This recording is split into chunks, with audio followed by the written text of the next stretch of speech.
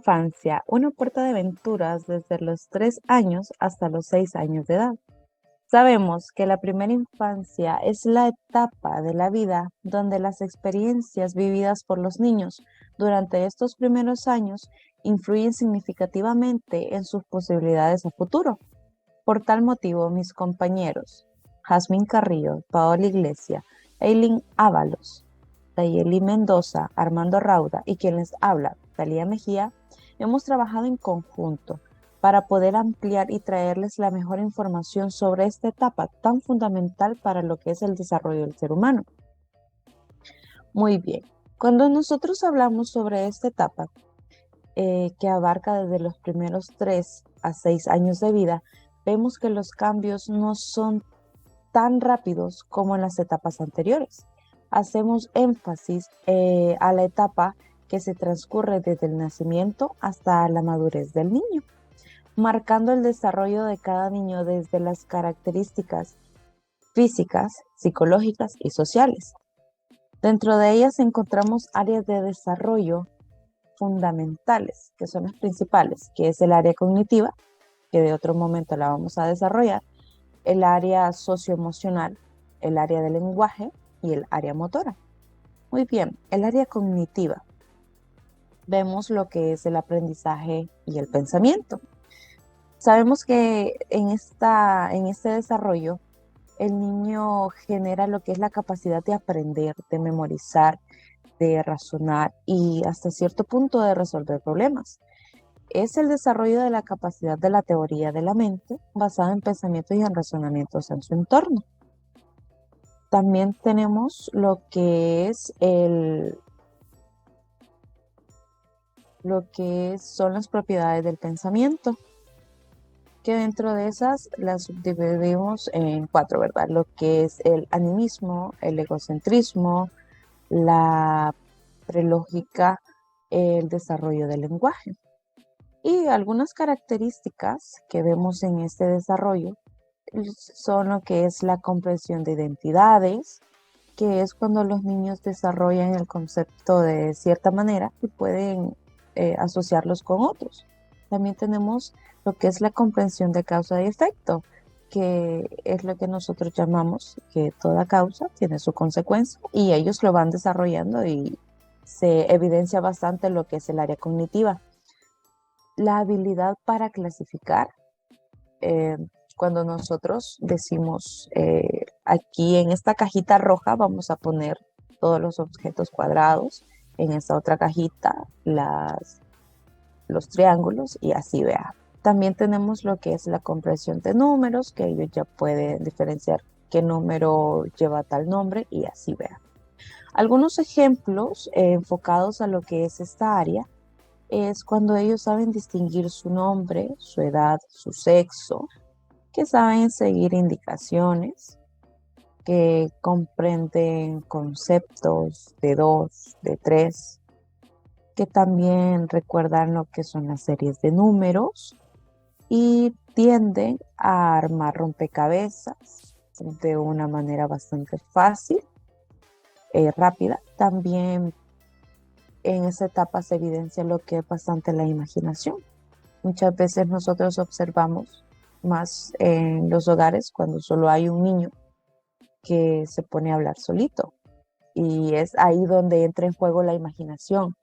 Ellos a esa edad tienen una creatividad bastante enorme y la podemos evidenciar de esta manera.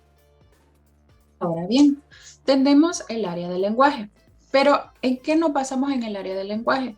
Cuando los niños superan la edad de 3 años, su lenguaje se parece cada vez más al de un adulto. Y no se han dado cuenta ustedes de que cuando un niño tiene 3 años, comienza a escuchar palabritas diciendo mamá, papá, o comenzando a utilizar los que son los tipos de fonema a modo de utilizar un vocabulario un poco más estratégico donde los adultos le puedan entender todo lo que él está tratando de decir. Al mismo tiempo, los niños suelen aprender una medida de 9 a 10 palabras por día, pero eso no quiere decir que el niño va a estar repitiendo las mismas palabras. Puede ser que sean puntuales o que sean favoritismo o que a él le parezca más fácil de poder comentarlas.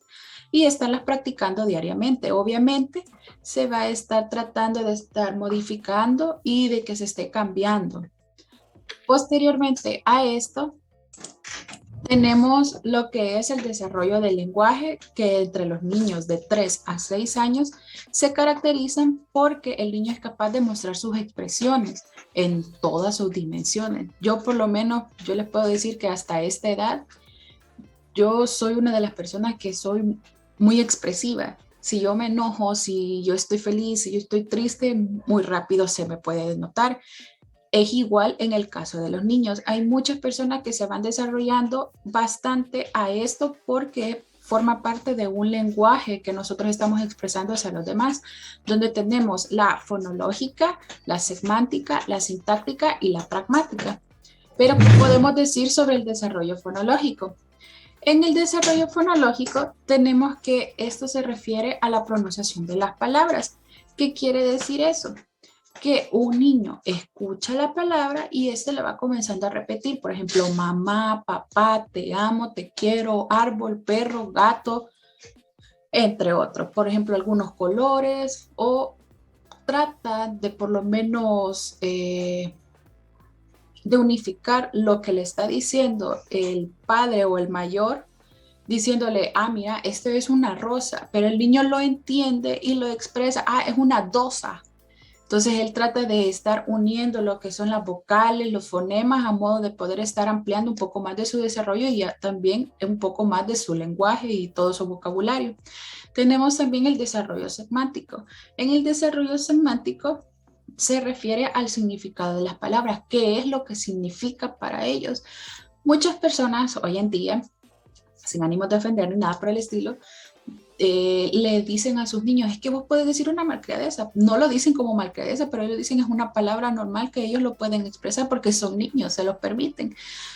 Yo considero que eso puede ser una muy mala parte de estar enseñándoles unas malas expresiones que al final no les va a llevar nada de bueno, pues, o sea, sería bueno que se les estuvieran enseñando las palabras que tienen un realmente significado, que sea valorado y que sea bueno y que sea más de acorde a la edad de cada uno de los niños, de que estar diciendo otras palabras que no deben de ser.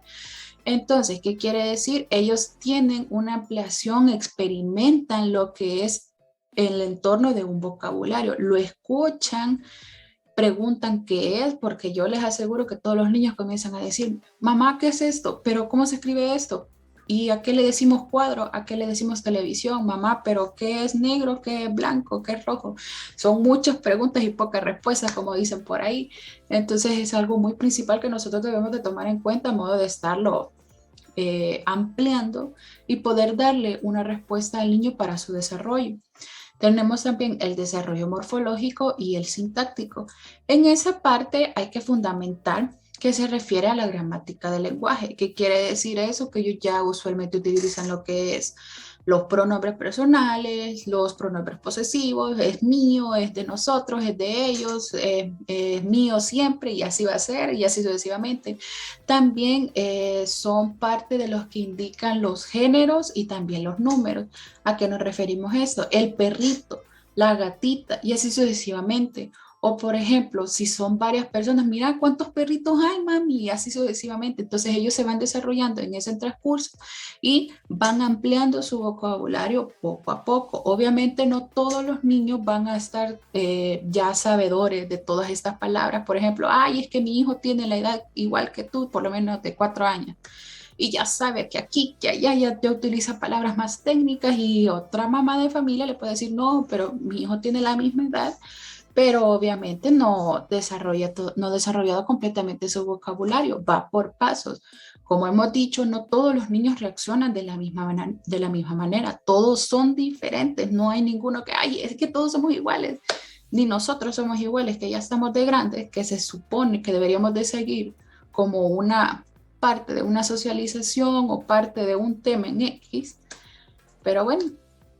Entonces todos somos diferentes, todos nos apoyamos diferente, todos aprendemos diferente. Cada uno se va a desarrollar de acuerdo a su tiempo y de acuerdo a lo que se tiene que saber, ¿verdad? Ahora bien, tenemos el desarrollo pragmático. que se refiere a las funciones del lenguaje. El lenguaje de los niños de 3 a 5 años ya utilizan más que todo el lenguaje sofisticado también, ¿verdad? Tratan de estar mejorando. Por ejemplo, a los 3 años escucharon la palabra, la aprendieron, más no la utilizan porque no es de acorde o no les cuesta expresarla.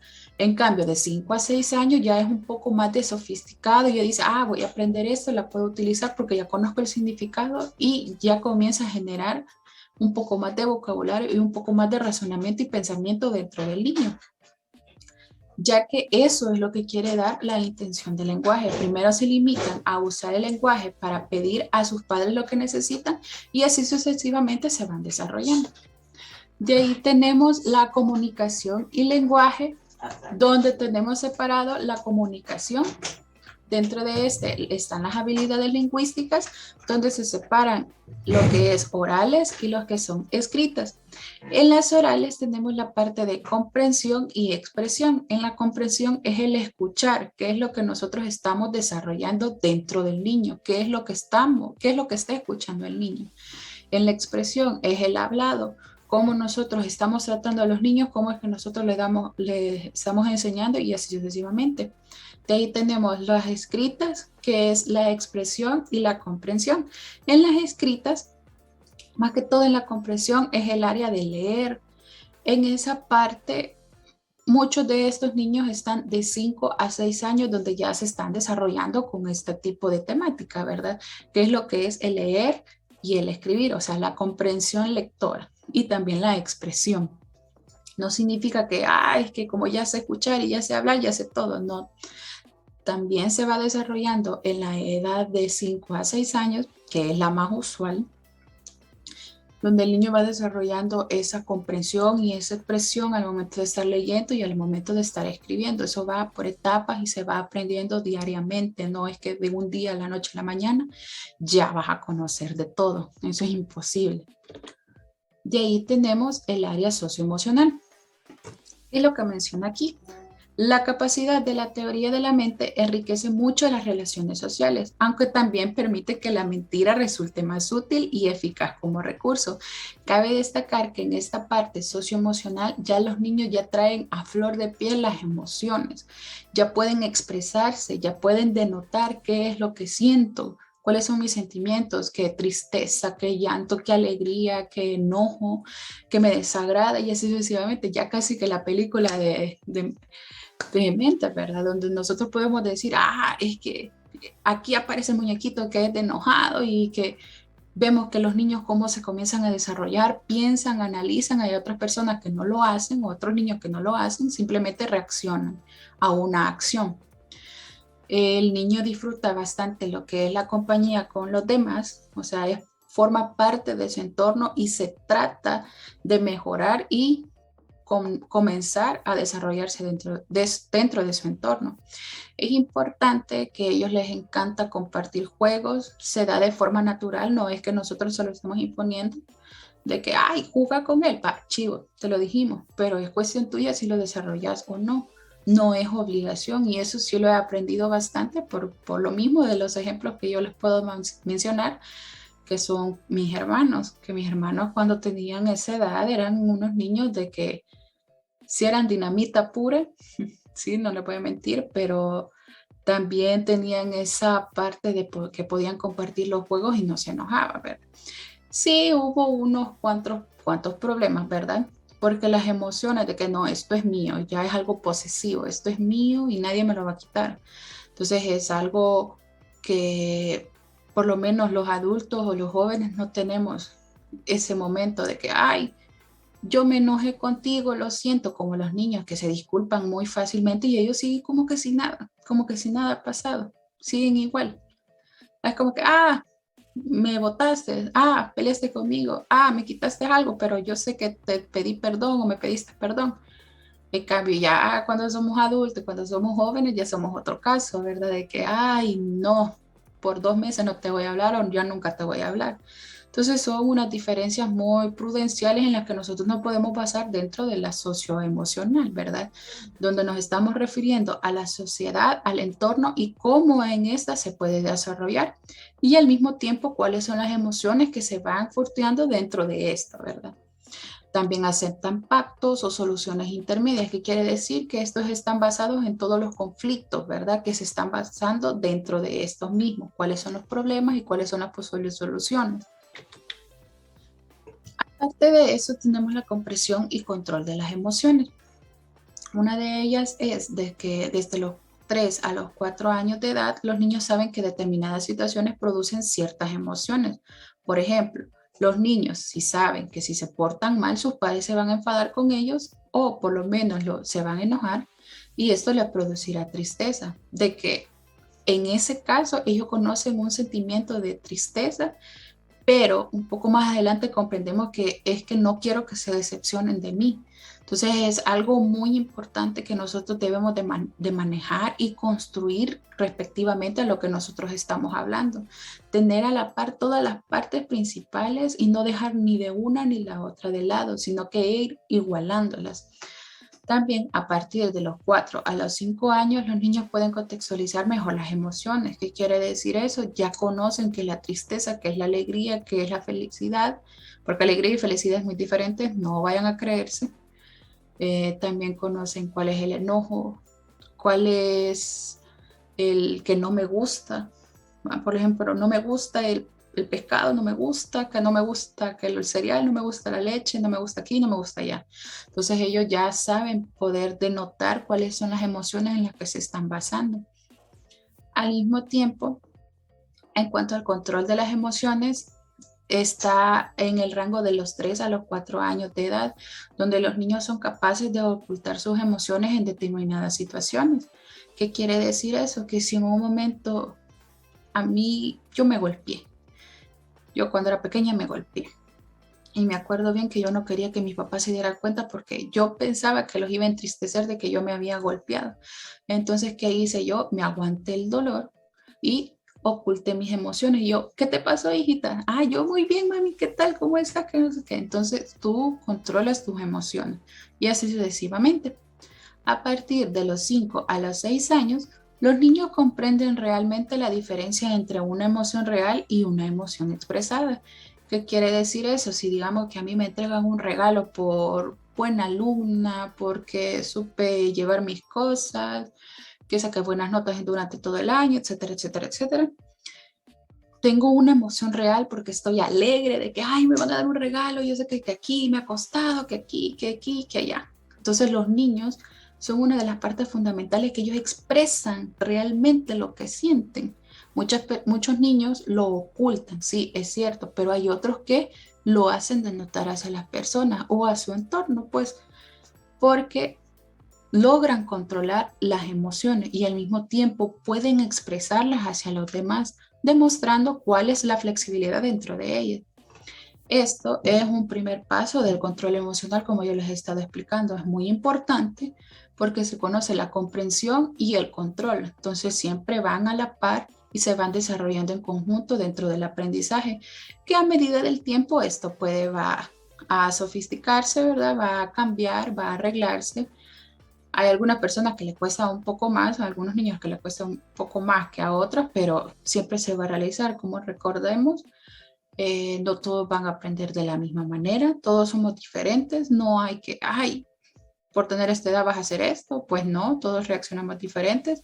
Sí es cierto que en algunas cosas es que ya por tener 6 años ya deberías de leer, eso no es cierto. Yo, como una persona que está yendo a prácticas, me he dado cuenta que a pesar de que tenga 7, 8 años, no significa que el niño pueda leer por completo. Que en preparatoria aprendiste todo eso y ya en primero ya es resta, multiplicación, suma, no sé qué, no sé qué, no sé qué, ¿verdad? Todo es color de rosa, más no es eso. Yo considero que se debe de tomar esa comprensión, ese control y ese conocimiento para poder desarrollarse dentro del niño y que éste pueda ser capaz también de mejorar y de desarrollarse dentro de un contexto. No significa que por tener una edad ya no sos nada o no vas a aprender o ya pasaste de la edad. Sí, es cierto, pero no es necesario porque esto puede cambiar si todos, como les digo, aprenden de diferente manera.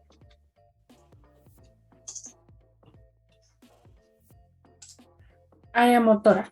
La mayoría de juegos y actividades que se ven en esta etapa es en este periodo se realizan acompañados de el movimiento físico, que es un desarrollo físico que más adelante lo vamos a ver, ya que en esta área motora el niño empieza a gatear, como marcando el inicio de aprendizaje de la escritura cada vez más consciente en su propio cuerpo.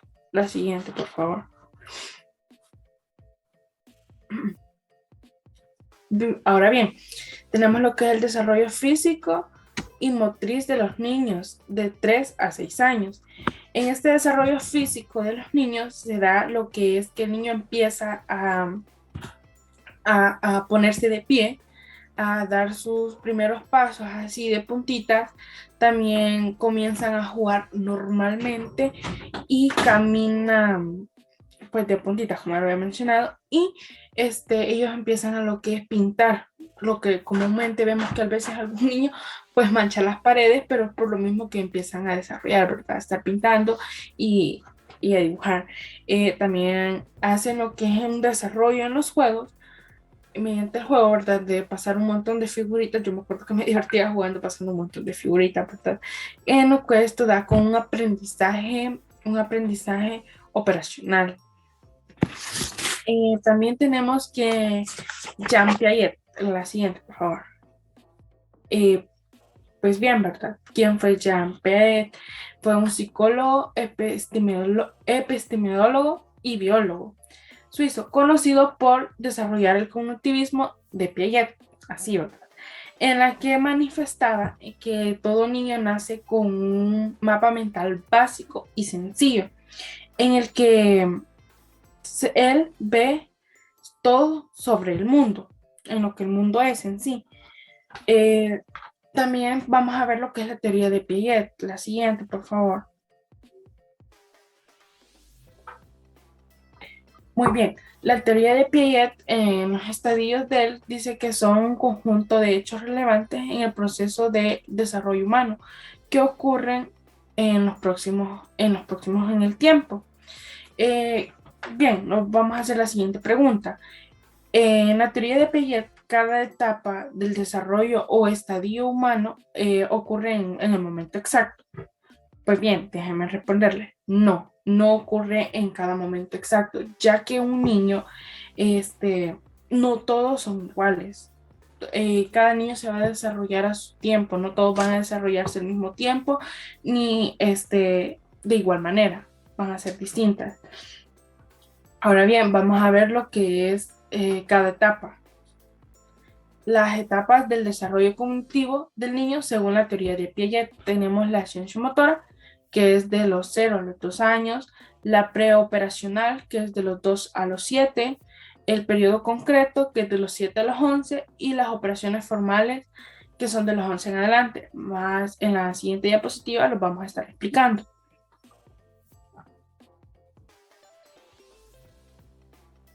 Bien, tenemos que la motora es de los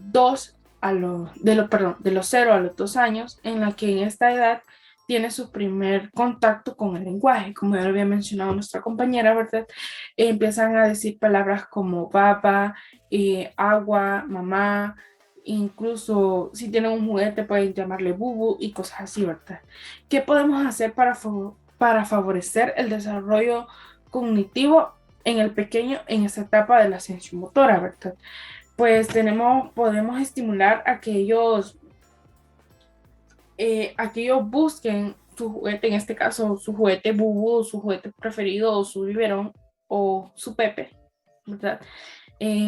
A enseñarlos a buscarlos. Por ejemplo, nos podemos nosotros esconder debajo de una sábana o debajo de la almohada y enseñarlos a cómo encontrarlos y a cómo sacarlos de ahí, ¿verdad? Y en la siguiente etapa, pues dejarlo que ellos lo hagan por sí solos. También tenemos que en la preoperacional, en esta etapa los niños atribuyen sentimientos o pensamientos humanos a objetos. Ya que en este momento él hace lo que es la teoría de la mente, que es el pensamiento egocéntrico, que los niños a esta edad están tanto en sus sentimientos que esto les permite que, o sea, no puedan mentir. Por eso está ese famoso dicho que los niños y los ebrios dicen siempre la verdad, por esto mismo. También, ¿cómo podemos hacer para que esto les favorezca? ¿Cómo podemos dar estrategias para favorecer el desarrollo cognitivo? Pues estimulándolo en el juego donde desarrollen ellos la empatía, ¿verdad? Socializando con los demás, ya que también en esta etapa ellos empiezan lo que es la educación infantil, donde el niño empieza a realizarse. También podemos potenciarlo a que exploren y que den a descubrir colores, ¿verdad? A descubrir el color blanco, morado y así, ¿verdad? También ponerlos a jugar, como ya lo había mencionado antes nuestra compañera, a ponerlos a jugar con piezas de triángulos, con formas de triángulos, de círculos, de cuadrados, donde ellos los vayan seleccionando. La siguiente, por favor. Bien, en el periodo concreto, ayudar a potenciar el pensamiento reversible, donde nosotros le planteamos y nosotros le pidamos ayuda a que él nos ayude a resolverlo. Por ejemplo, ellos desarrollan su capacidad lógica y el pensamiento lógico y también el desarrollo de este nacimiento. Entonces, él puede, por ejemplo, nosotros le decimos, ¿cómo podemos, tenemos un animalito que se ha extraviado de su dueño? ¿Cómo podemos hacer que el dueño encuentre a su perrito, ¿verdad? Planteándole cosas así. También podemos plantearle de que como él, a la hora de potenciar su capacidad de razonamiento, que nos ayude, por ejemplo, si nosotros le decimos, si hoy no vamos a visitar a tu abuelito o a tu abuelita, ¿crees que se sienta mal? ¿O crees que estaría bien? Y así, a donde ellos puedan decir, sí, mi abuelito se va a sentir mal si no lo vamos a visitar, porque habíamos quedado que sí lo íbamos a visitar, ¿verdad?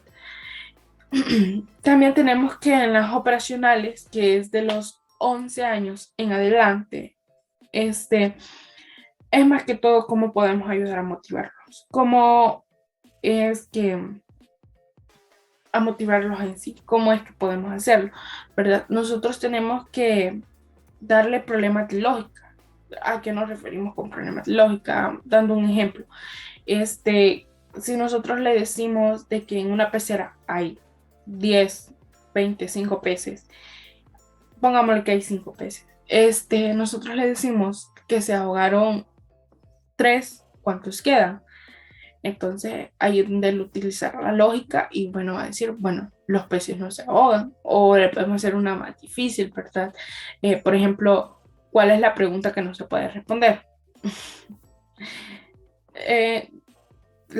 Ninguna, porque uno está dormido, y así sucesivamente.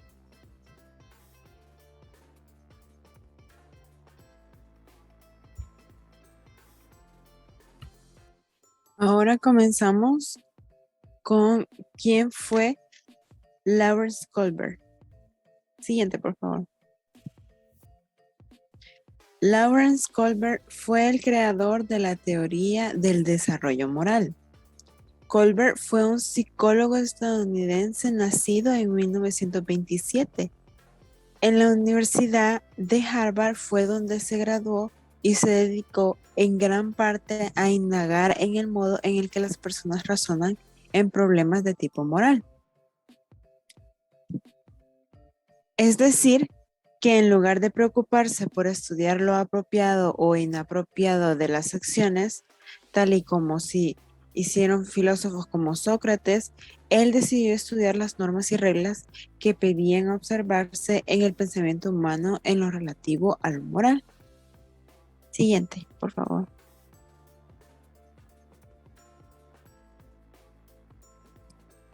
Y es que Kohlberg mantenía un pensamiento de que todas las personas en algún momento de nuestras vidas nos hemos llegado a preguntar acerca de lo que está bien y de lo que no lo está, sobre cuál es el mejor modo para poder ordenar nuestras prioridades y poder llegar a ser buenas personas, o incluso llegar a lo que es el significado de moral. Sin embargo, muchos de nosotros no nos hemos propuesto estudiar lo que es el bien o qué es el mal. Entonces, Colbert nos da una teoría sobre lo que él piensa. Sigamos. Para ello, debemos de ver las semejanzas entre la teoría de Colbert y la de Piaget. Sus investigaciones tuvieron como fruto la teoría del desarrollo moral de Colbert, muy influenciada por la teoría de las 4 fases del desarrollo cognitivo de Jean Piaget. Al igual que Piaget, Colbert creía en la evolución de los modos típicos de razonamiento moral, en las que hay etapas cualitativamente distintas entre sí y que la curiosidad por aprender es uno de los principales motores del desarrollo mental a lo largo de distintas fases de nuestra vida. Además, tanto en la teoría de Colbert como en la de Piaget hay una idea básica del desarrollo del modo de pensar que va desde nuestros procesos mentales y que están centrados en lo más concreto y directamente observable hasta lo abstracto y más general de nuestra vida. Siguiente. En el caso de Piaget, no significaba que en nuestra primera infancia teníamos que pensar solo en aquello que podíamos percibir directamente en tiempo real, sino más bien que poco a poco nosotros vamos aprendiendo a razonar sobre los elementos abstractos que no podemos experimentar en primera persona.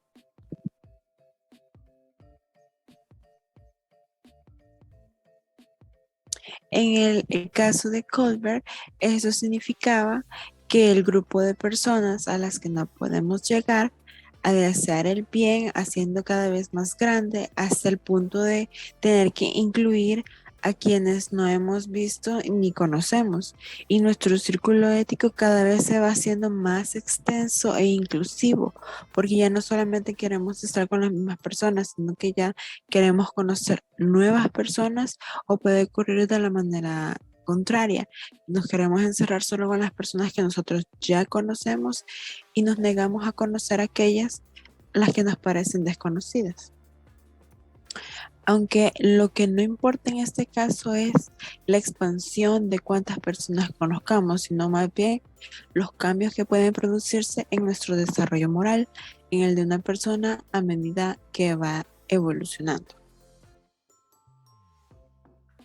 Los 3 niveles del desarrollo moral. Las categorías que utilizó Colbert para señalar lo que era el nivel del desarrollo moral de los niños son vistas como una forma de expresar las diferencias sustanciales que se dan en el modo de razonar de cada infante a medida este va creciendo y va adquiriendo conocimientos y va aprendiendo.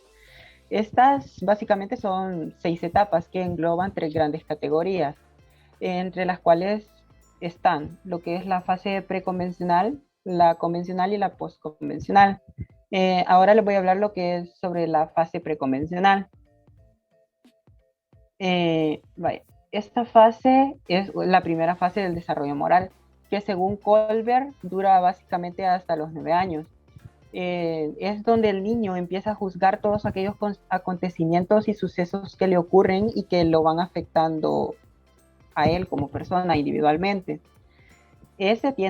Cabe destacar que la fase preconvencional tiene lo que son 2 etapas. La primera etapa es la orientación de la obediencia y el castigo. En esta etapa, el niño como individuo solo piensa en lo que son las consecuencias inmediatas de sus acciones, no en unas consecuencias ya un poco más avanzadas a lo que él va a las acciones que él está realizando, evitando lo que son las experiencias desagradables vinculadas a lo que son el castigo y buscando una satisfacción propia a sus necesidades.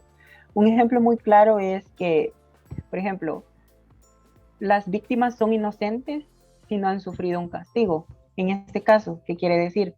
Que al niño hay que imponerle castigo si hace o comete alguna acción de desobediencia o, por ejemplo, golpea a un niño, puesto que si él no recibe ningún castigo, ningún regaño, él va a pensar de que no está obrando de mala forma o no está obrando mal.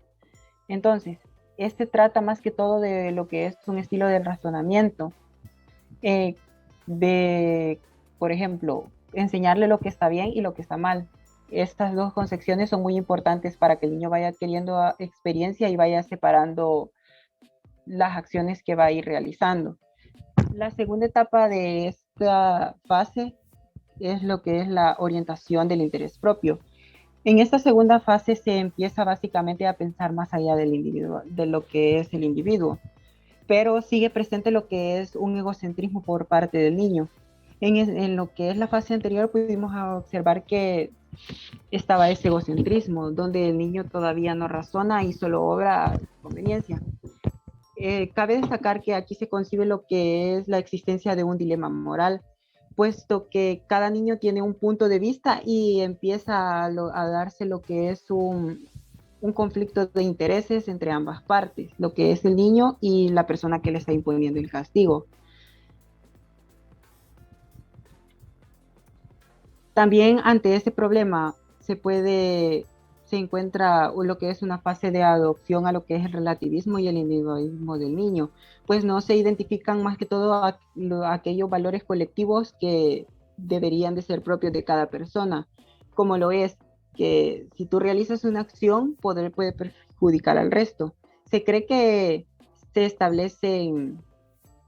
se pueden establecer acuerdos para que esto no pueda ocurrir en lo que es un grupo colectivo, ya que de esta manera vamos a lograr que los niños desarrollen valores y puedan respetar hasta cierto punto a otras personas e incluso puedan respetar lo que es un límite a las acciones que pueden llegar a realizar y pueden llegar a causar algún tipo de inseguridad o pueden llegar a poner en riesgo la integridad de otra persona. La fase convencional, como podemos observar, dice que suele ser la que define el pensamiento de los adolescentes y de muchos adultos. Básicamente acá en esta fase se define lo que es lo bueno y lo malo. Dice de que cuando en esta fase se define lo que es lo bueno y lo malo, ayuda a crear un paraguas ético colectivo. ¿A qué nos referimos cuando decimos ético colectivo?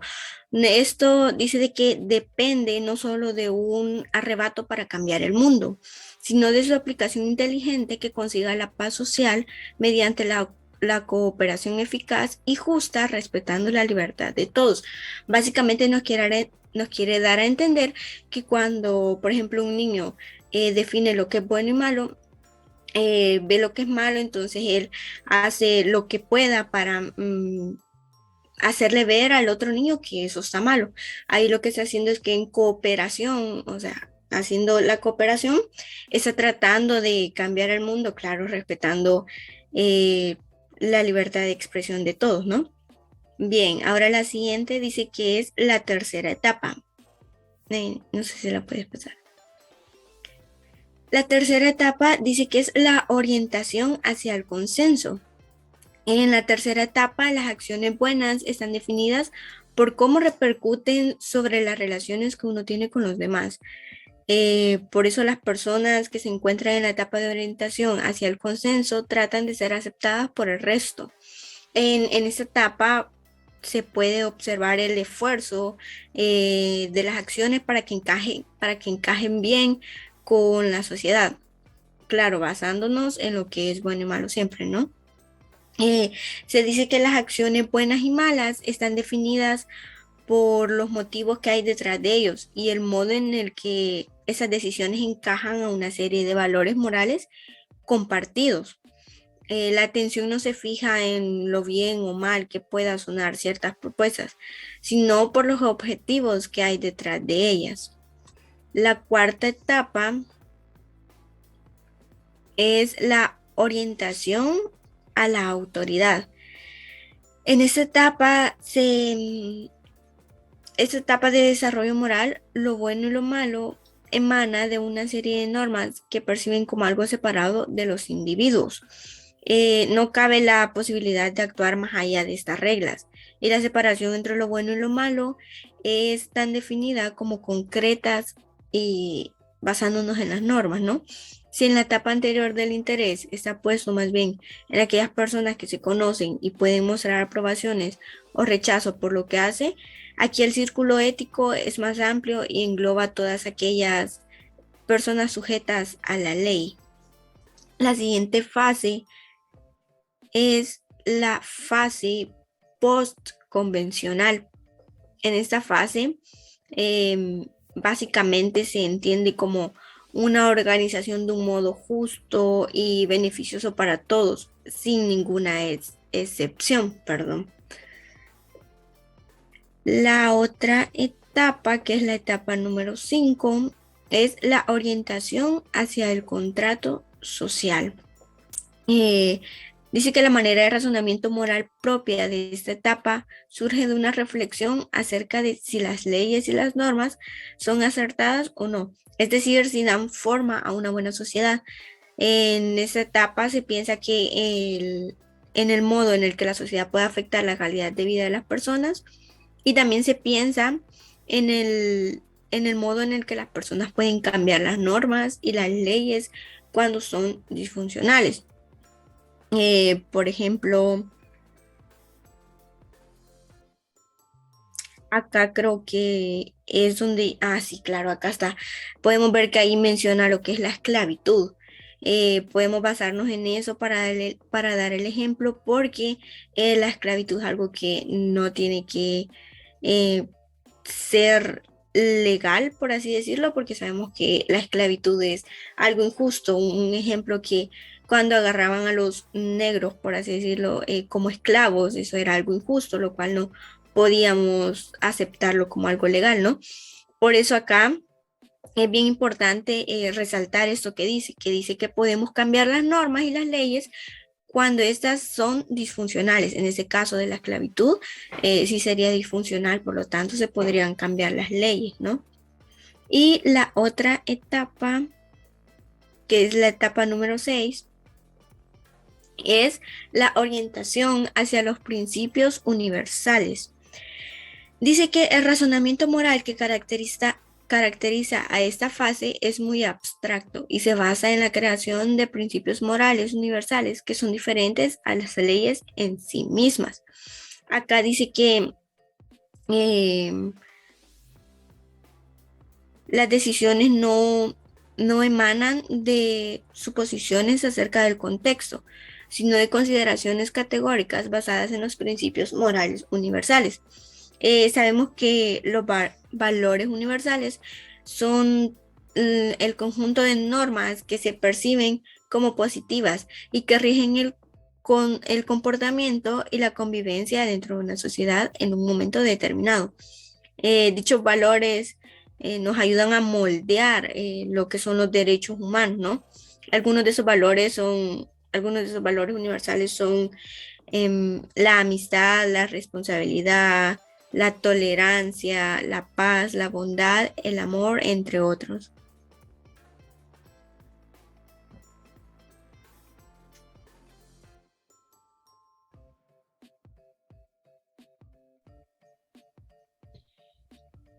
El niño como sujeto del psicoanálisis. Esta es una construcción histórica de la categoría del niño. La categoría de la infancia es una representación colectiva producto de las formas de las relaciones sociales concretas, es decir, este tiene un carácter sociohistórico. La vida de la infancia aparece en varias sociedades a lo que son a lo largo de la historia, de forma insignificante, pero que ha caracterizado lo que es una permanencia en la marginalidad. Básicamente, a principios de lo que son el siglo XII, se podía observar lo que es un cambio en la representación social del niño. Pues a esa edad el niño ya podía ser acusado de asesinato, por lo tanto se le otorgaba un valor a su vida, es decir, podría cambiar de un momento a otro. En este mismo siglo, sin embargo, los niños todavía podían ser ofrecidos en lo que era matrimonio, entre los 12 y 14 años e incluso menores edades. A pesar de que ellos aún evidenciaban signos de ternura, e incluso en estas fases del desarrollo el niño todavía podía básicamente tener sentimientos compenetrados a lo que era más que todo propio de un niño. En esa época se observaba también un cambio en lo que era la representación social del niño, ya que se despierta más que todo lo que son los intereses de los pequeños por su desarrollo, factores que anteriormente en el siglo anterior no existían. También se da lo que es un descubrimiento auténtico de la infancia, que comienza aproximadamente en lo que es el siglo XVIII, cuando se disminuye el infanticidio, que esta básicamente era una práctica de abandono de los niños, más que todo los recién nacidos. En este periodo se vive más que todo un momento de ambivalencia para lo que son los niños, pues estos eran considerados incíntricos y malvados, por lo que había que civilizarlos. A la vez eran considerados como ángeles totalmente inocentes, pero que no estaban corrompidos por ninguna maldad. El juego que encantaba a los niños en esa edad se relacionaba con lo que era el pecado y las tendencias a la carne, porque estaba relacionado más que todo a la satisfacción de los deseos propios del niño, que eran propios de él y no eran precisamente enriquecedores de forma intelectual. Posteriormente se da lo que es los aportes de Rousseau en lo que es el siglo XIX. Aquí logró más que todo plantear que un grupo de personas creyeran en lo que era una infancia merecedora de atención de adultos inteligentes. Asimismo, en este ciclo se idealizaba lo que era la lactancia, pues era buena para los niños. También se desechaba lo que era la participación de las nodrizas en el desarrollo del niño. Durante esta época también se logra situar lo que es el paso del castigo corporal al castigo mental. Es importante notar aquí que se daba un cambio muy importante para la representación del niño, pues en alguna manera se consideraba como una unidad biológica, pero con características mentales y propias de pensamiento. Luego pasamos a lo que es la psicología evolutiva. Vaya, dentro de la psicología evolutiva se observa una temática muy amplia, ya que el niño ha sido estudiado desde diferentes abordajes teóricos, relacionados en la mayoría en conceptos de infancia evolutiva, en lo que son ya sea abordajes de diferentes estudios, como lo que era Jean Piaget, que construyó un modo particular de abordar las temáticas del niño. Piaget llevó a cabo lo que eran varios experimentos que le permitieron evidenciar muchos aspectos, entre ellos uno muy importante que cabe resaltar es que se logra observar lo que es la lógica del niño. Se construye esta básicamente en lo que son a lo largo de su vida de manera progresiva bajo lo que son sus propias leyes de crecimiento. También se logra alcanzar lo que son atribuciones esenciales que para Piaget demostraba que el niño tenía varias maneras de pensar que no eran específicas de un adulto, puesto que él todavía no era un adulto. También se lograban describir estadios del desarrollo cognitivo de la infancia a lo que es el cambio a la adolescencia. Durante estas estructuras psicológicas, básicamente el desarrollo consistía en lo que eran los reflejos innatos, que se organizaban durante lo que eran algunos de los primeros años de vida, como lo que eran los modelos del pensamiento y el desarrollo de estructuras complejas que caracterizan la vida cultural. También se describía lo que era el curso del desarrollo cognitivo desde una fase que va desde el recién nacido, donde predominaban lo que eran los reflejos mecánicos, hasta lo que era ya una edad con un poco más de desarrollo e incluso la edad adulta, donde ya su comportamiento era un poco más consciente y regulado en base a lo que había logrado aprender y adquirir en lo que era la primera infancia. El niño en la teoría psicoanalítica, pues dentro de esa teoría el niño o el adulto son dos tipos de personas. Entonces es evidente que el niño todavía no es un adulto, por lo cual debe de ser preciso distinguir que un niño puede hacer diferentes cosas en el entorno en base a lo que son 4 puntos, a un nivel significante. En este caso, el niño es un hablante ser dividido por significante. También lo que prosigue es un nivel de goce. El niño no dispone de lo que es un acto sexual, no teniendo acceso a lo que es ese tipo de goce, pues él desea otro tipo de actos como lo es el de la recreación, por decirlo así. También se tiene lo que es un nivel de historia. En este punto, más que todo, se hace referencia a lo que es la experiencia que el niño va adquiriendo a lo largo de su vida, como por ejemplo aprender a saber y adquirir, digamos, diferentes conocimientos basados a lo que es su conciencia. También se da un nivel de acto. En este caso se define un discurso donde los niños son un medio para sostener un acto, es decir, que pueden plantearse diferentes interrogantes a lo largo de su vida y a medida van desarrollándose. Como conclusión, podemos denotar o se puede decir entonces que en los primeros años de vida los niños son conscientes no son conscientes.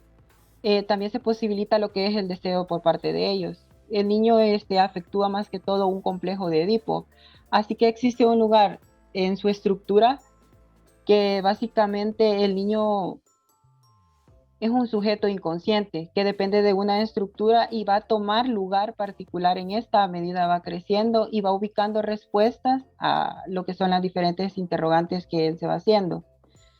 El desarrollo de la primera infancia en diferentes ámbitos, tanto psicológicos, físicos, sociales y educativos de los niños, es importante destacar de que los adultos como orientadores deben tener un papel muy importante para apoyar e impulsar lo que es el aprendizaje del niño, puesto que es necesario comprender que todo niño es un mundo y que no todos son iguales y que es importante explorar a cada niño observando más que todo lo que son las necesidades propias de cada él y irnos adaptando a lo que él desea y necesite. Esa sería lo que es el desarrollo de la temática de la primera infancia. Esperamos les haya servido de apoyo para comprender más que todo lo que son el desarrollo de los infantes a esta edad. Muchas gracias.